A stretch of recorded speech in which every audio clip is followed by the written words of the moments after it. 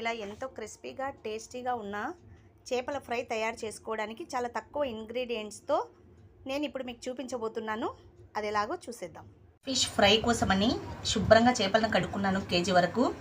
మనం ఎక్కువ మసాలాలు వాడాల్సిన అవసరం అయితే ఉండదు.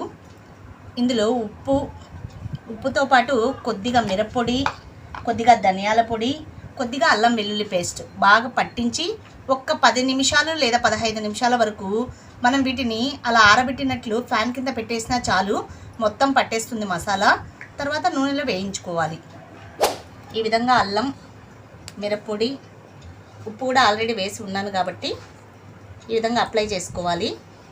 బాగా మొత్తం చేపకు పట్టే విధంగా.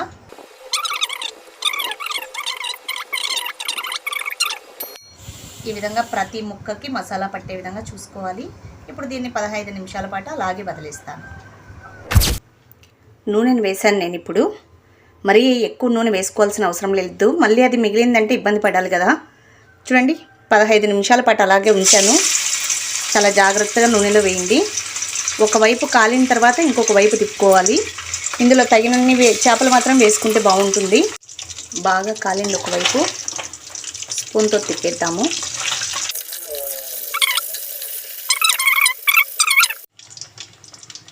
ఎంత చక్కగా వేగాయో రెండు వైపులు కదా.